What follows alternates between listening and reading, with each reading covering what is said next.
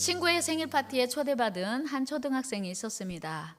마침 그 친구의 집이 자기 집에서 너무나 가까워서 잔뜩 기대를 하고 이제 친구의 생일날을 기다렸습니다. 그런데 생일 파티가 열리는 당일 아침부터 너무나 세찬 눈보라가 휘몰아치는 것이었어요. 이 어린아이가 걱정이 됐습니다. 아이의 아버지도 당연히 걱정스러운 어투로 말씀합니다. 얘야, 너 오늘 생일 파티 가기로 했지? 네 아버지. 그런데 오늘 이렇게 눈보라가 세차게 몰아치는데 안 가는 게 좋을 것 같아. 그러자 아들이 눈물을 글썽거리면서 아빠 나 꼭 가야 돼요. 친구가 꼭 오라고 했어요. 제발 조심히 다녀올 테니 잘 갔다 올 수 있도록 허락해 주세요.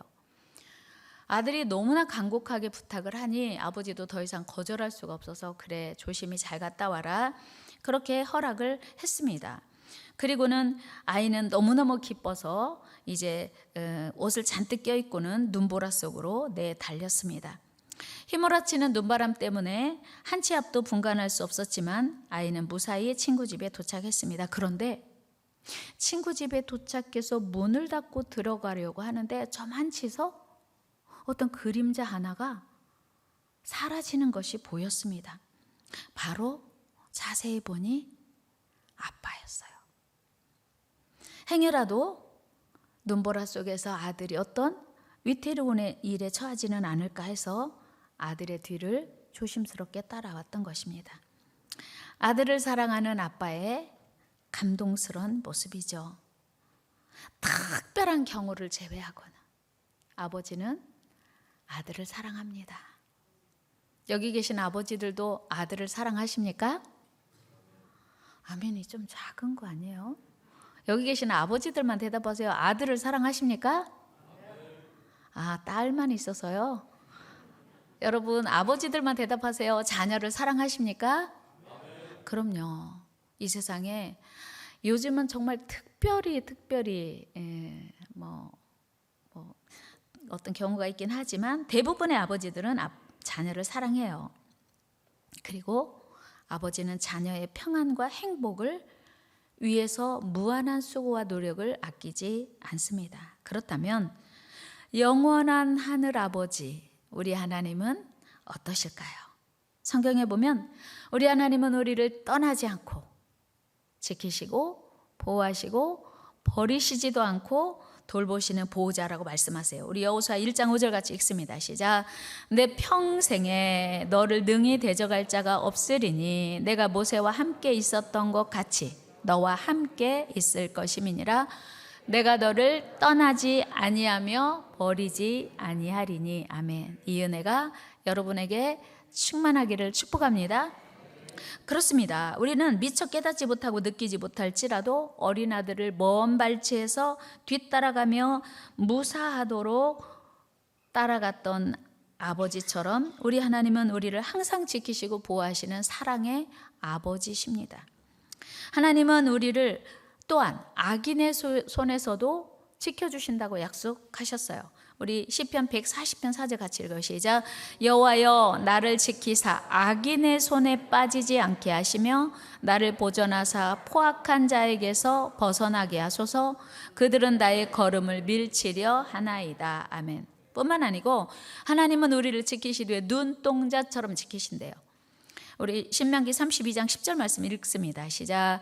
여호와께서 그를 황무지에서 짐승이 부르짖는 광야에서 만나시고 호위하시고 보호하시며 자기의 눈동자같이 지키셨도다. 아멘. 이런 여러 말씀들에서 우리는 하나님께서 우리를 얼마나 귀히 여기시고 소중히 여기시는지를 알 수 있습니다. 하나님은 우리를 사랑하십니다. 하나님은 우리를 사랑하십니다. 또한 우리 하나님은 부자만 사랑하시는 것이 아니고 가난한 자, 궁핍한 자를 또 사랑하세요. 우리 신명기 25장 4절 말씀 같이 읽어요. 시작. 주는 포악한 자의 기세가 성벽을 치는 폭풍과 같을 때에 빈궁한 자의 요새이시며 환난당한 가난한 자의 요새이시며 폭풍 중에 피난처시며 폭양을 피하는 그늘이 되셨사오니. 아멘. 하나님은 우리가 부유할 때도 사랑하시고 궁핍할 때도 사랑하시는 줄로 믿습니다. 이렇게 섬세하게 우리를 사랑하시는 하나님을 다윗은 오늘 나의 목자라고 고백합니다. 이는 곧 자신을 양이라고 하는 표현이지요. 성경에는 이처럼 하나님을 목자로 우리 인생들을 양으로 묘사한 예가 참 많이 있습니다. 그렇다면 왜 성경에서 하나님은 목자로 우리를 양으로 묘사하고 있을까요? 그것은 양과 같이 우리 인생은 목자가 필요해요. 그 목자 같은 존재, 우리를 지키고 보호하고 인도하고 사랑하고 품고 안아주시는 목자, 바로 하나님이심을 보여주기 위해서요.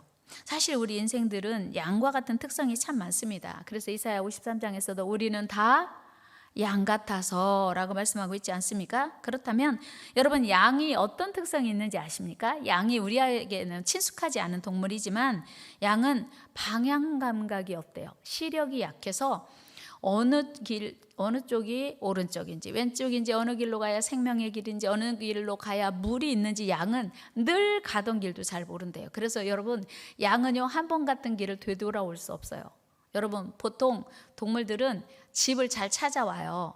우리나라 진돗개는요, 먼 곳에, 아주 먼 곳에 차를 타고 갖다 놔도 집을 찾아오기도 한다고 하잖아요.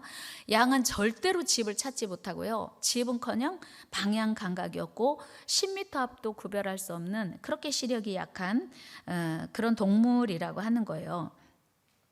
뿐만 아니고 양은 무력하다고 하는 것이에요. 대부분 동물에게는 어느 정도 자신을 보호할 수 있는 빠른 다리가 있든지, 아니면 맹수들의 공격 앞에서 반격할 수 있는 뿔, 또는 날카로운 발톱, 또는 사나운 이, 이런 것들이 있어야 되는데 양은 이것도 저것도 없는 거예요. 그래서 양은 목자의 도움 없이는 꼼짝없이 길을 잃어서 구덩이에 빠지거나 가시덤불에 걸려 죽기도 하고요, 맹수의 밥이 되기도 합니다.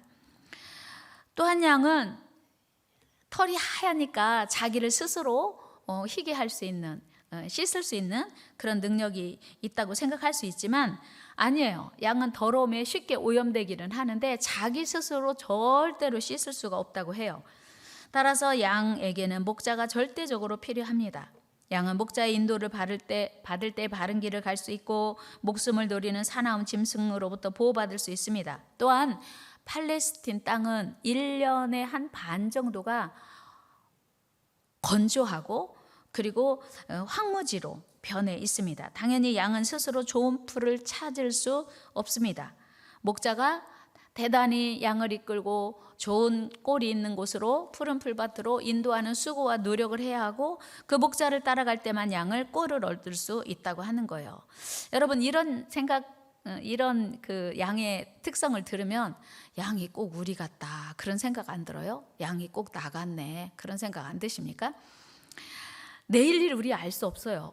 아니요, 잠시 잠깐 후의 일도 알 수 없습니다. 그리고 어느 길이 진리인지 어느 길이 생명인지 잘 몰라요. 그래서 이단에 빠지는 사람이 그렇게 많잖아요.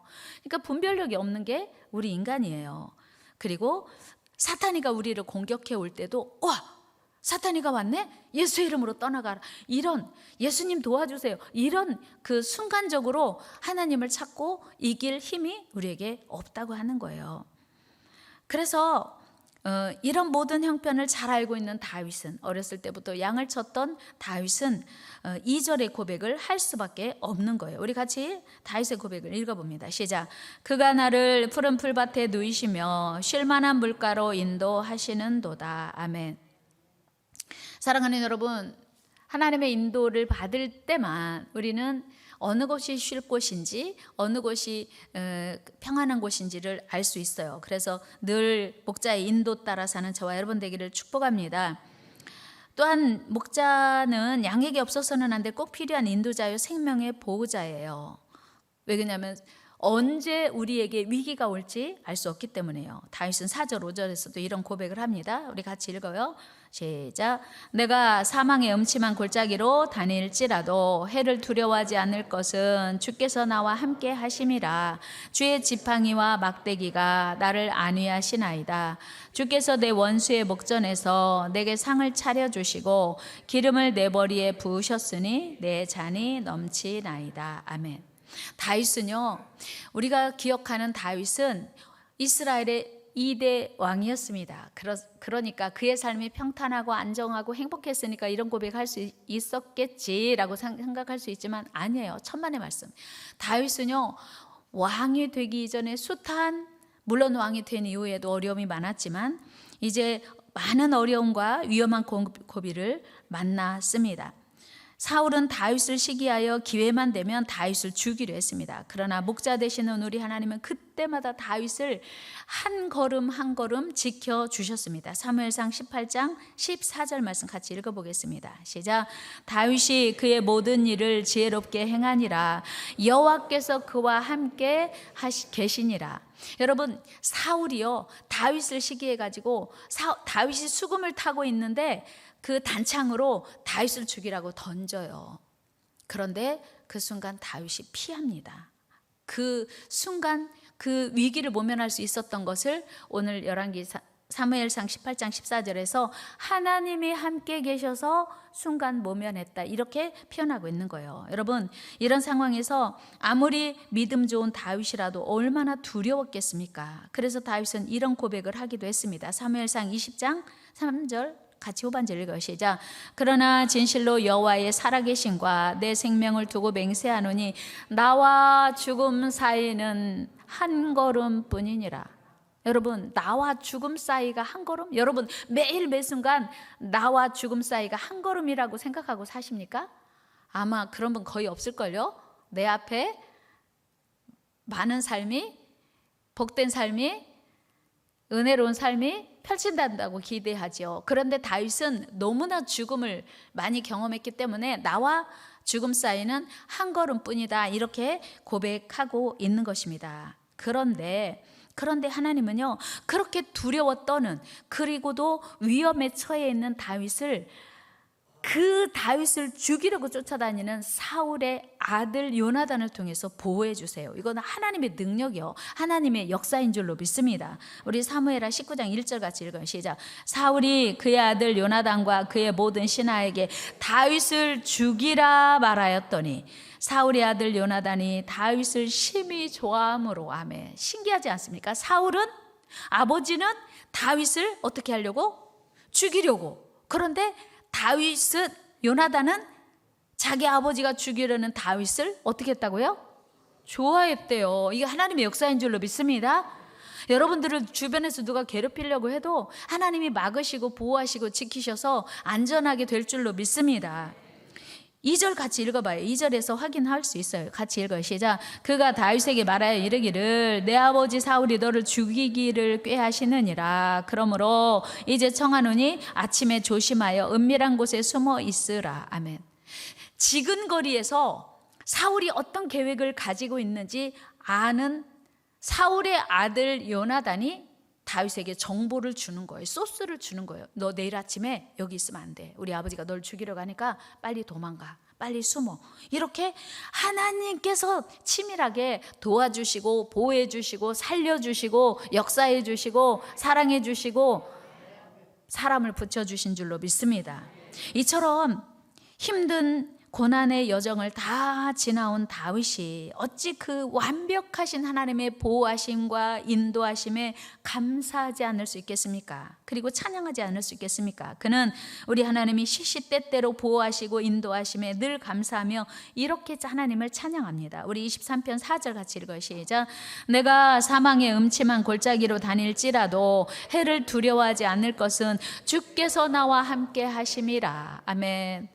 주의 지팡이와 막대기가 나를 안위하시나되. 다윗은요, 그 죽음의 순간마다 자기를 지키시고 보호하시는 주 목자의 지팡이와 막대기를 늘 경험한 거예요. 이런 고백이 저와 여러분들에게도 늘 계속되기를 축복합니다.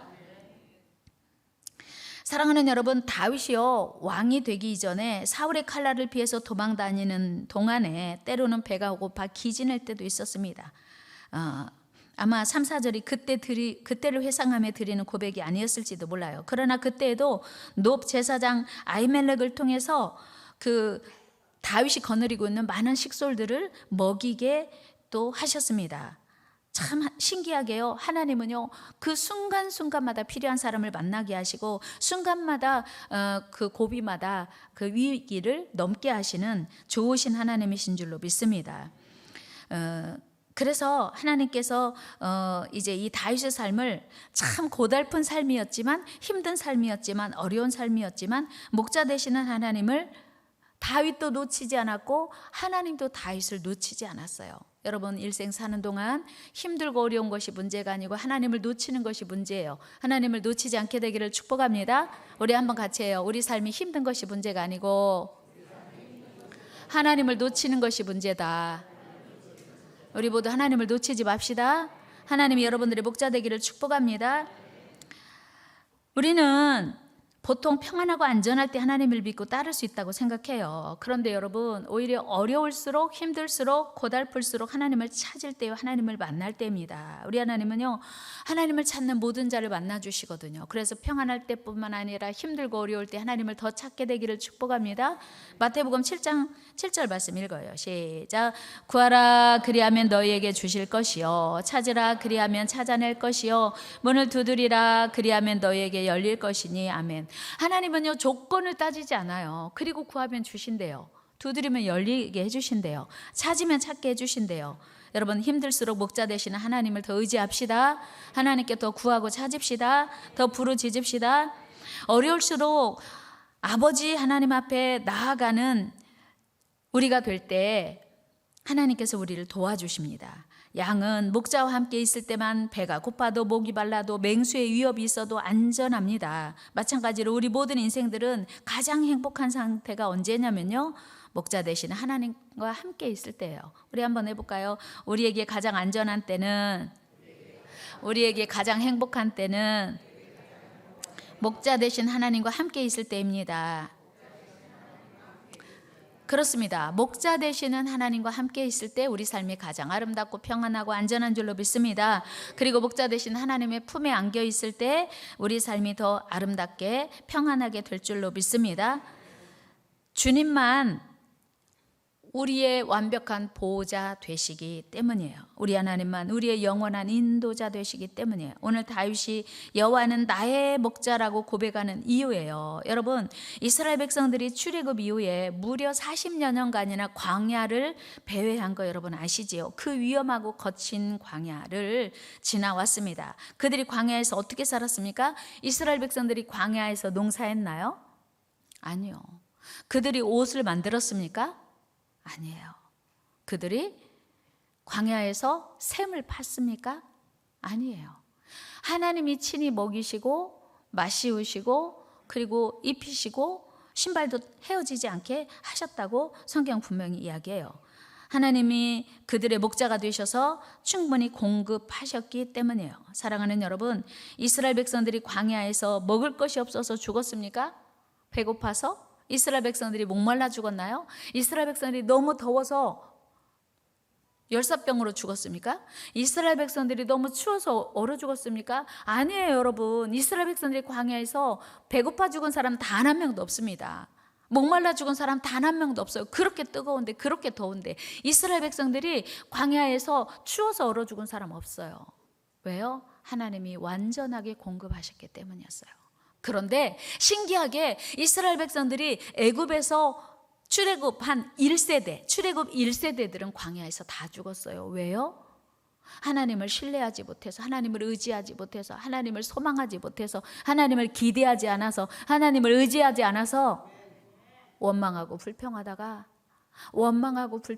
죽었어요. 감사하지 못하고 기뻐하지 못하고 하나님의 은혜를 기대하지 못하고 그들은 원망 불평하다가 죽었어요. 얼마나 안타까워요, 여러분. 여러분, 광야에서 왜 죽었다고요? 이스라엘 백성들이 광야에서 왜 죽었어요? 배고파서요? 목말라서요? 추워서요? 그들은 원망하다가 죽었어요. 불평하다 죽었어요. 감사하지 못해서 죽었어요. 우리 감사합시다. 원망하지 맙시다. 불평하지 맙시다.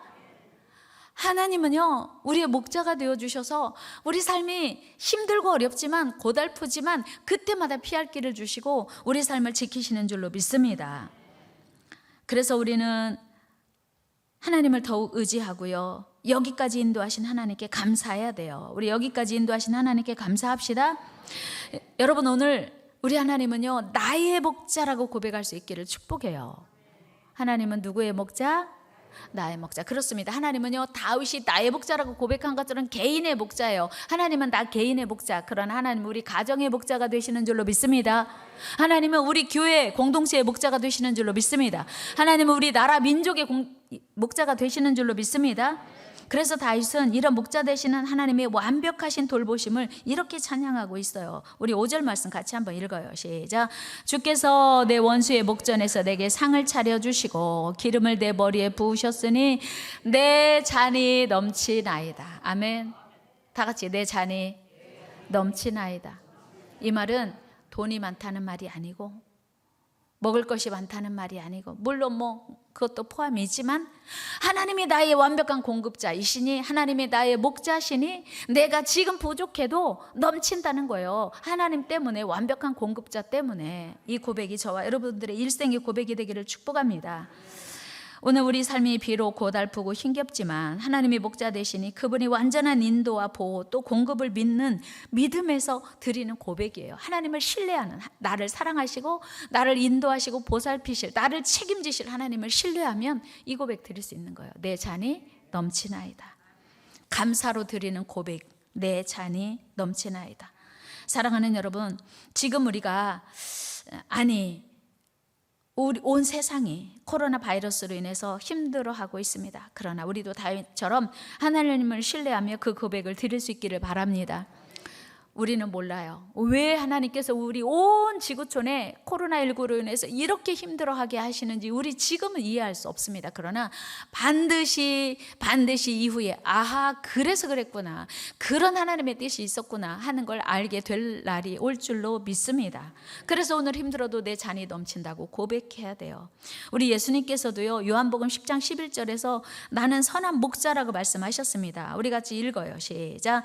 나는 선한 목자, 선한 목자는 양들을 위하여 목숨을 버리거니와. 선한 목자는요, 양들을 위하여 목숨을 버려요.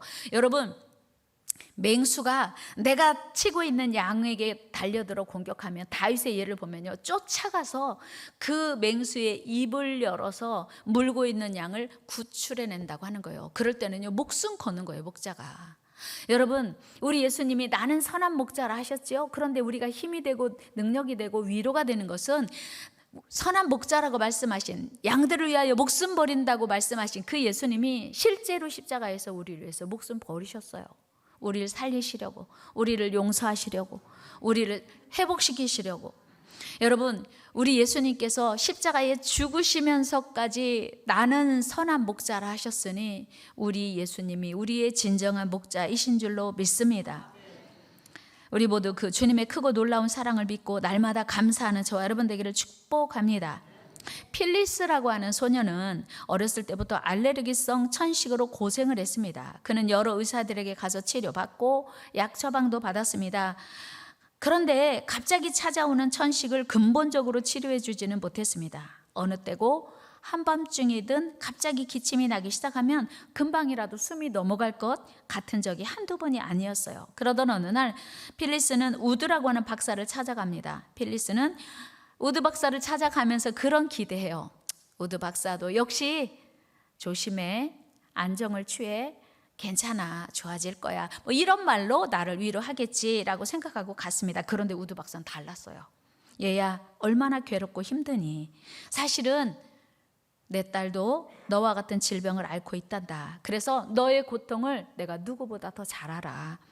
그래서 하는 약속인데, 네가 괴로울 땐 언제든지 나를 불러도 된다는 약속할게. 그것이 새벽이든 낮이든 밤이든, 혹시 내가 병원에 없을 땐 집으로 전화를 하렴. 네가 연락을 하면 언제든 나는 너에게 달려갈 거야. 그리고 너를 치료해 줄게. 여러분, 그 후로 필리스는 위급한 상황을 얼마나 만났을까요? 우드 박사에게 얼마나 많은 전화를 했을까요? 대답은 한 번도 전화하지 않았대요. 왜 그랬을까요? 그렇게 시도 때도 없이 찾아와서 곧숨이 멎을 것 같은 그런 천식이 왜 우드 박사와의 약속을 받은 이후에 단 한 번도 그런 증상이 나타나지 않았을까요? 그것은 언제 어디에서든 자기가 전화만 하면, 연락만 하면 자기를 위하여 달려오겠다고 하는, 치료해 주겠다고 하는 의사가 있다는 사실 하나만으로도 그는 너무 평안한 거예요. 안정되어서 행복한 거예요. 위로가 되었어요. 힘이 되었어요. 그렇습니다. 우리 목자 되시는 하나님, 우리 아버지께서는 언제 어디서든 우리 곁에서 우리를 지키시고 함께 하신다는 사실이 우리에게 위로가 되고 힘이 되고 능력이 되는 줄로 믿습니다. 이 사실만 믿으면요, 우리 삶은 분명히 기쁘고 평안할 수 있어요. 행복하게 돼요. 내일 일도 알지 못하는, 아니 잠시 잠깐 후의 일도 알지 못하는 양 같은 미련한 우리가 우리 하나님을 목자로 삼고 살아간다면 우리 삶이 얼마나 안전하겠습니까? 사단 마귀의 공격을 방어할 아무런 무기도 없는 무력한 양 같은 우리가 하나님을 목자로 믿고 살아간다면 하나님께서 우리를 대신해서 싸워주실 테니 얼마나 평안하겠습니까? 어릴 적 부모님의 품에만 안겨 있어도 편히 잠을 잘 수 있는 어린아이처럼 하나님에게 안겨 있으면 우리 삶이 얼마나 평안하고 안전하겠습니까? 우리 하나님은 우리를 결코 잊지 않으시고 손바닥에 새겨서 지키시고 보호하신다고 약속하세요. 이 약속이 저와 여러분들에게 영원한 믿음 되기를 축복합니다. 우리 이사야 49장 15절 16절 읽습니다. 시작. 여인이 어찌 그 젖먹는 자식을 잊겠으며 자기 태에서 난 아들을 긍휼히 여기지 않겠느냐. 그들은 혹시 잊을지라도 나는 너를 잊지 아니할 것이라. 내가 너를 손바닥에 새겼고 너의 성벽이 항상 내 앞에 있나니. 아멘. 우리를 손바닥에 새기고 항상 기억하시는, 지키시고 돌보시는 목자 되신 하나님과 영원한 은혜와 평강 누리는 저와 여러분 되기를 축복합니다. 하나님 아버지, 오늘 코로나 상황 가운데서도 우리 하나님을 예배하며 하나님의 약속을 받게 하시니 감사합니다. 우리가 어떤 위험에 처하든지 어떤 고난에 처하든지 하나님은 우리를 안아주실 것이며 피할 길을 주시며 하나님 우리를 안전하게 하신다고 약속하시니 감사합니다. 하나님과 함께 있는 한 우리는 안전합니다.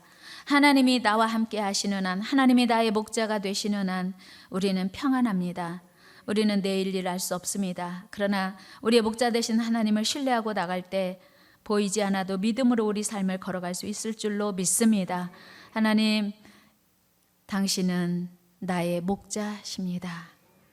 나를 위하여 생명 버리신 주님을 영원히 사랑하며 감사하며 따라가는 양들 다 되게 하여 주옵소서. 예수님의 이름으로 기도드리옵나이다. 아멘.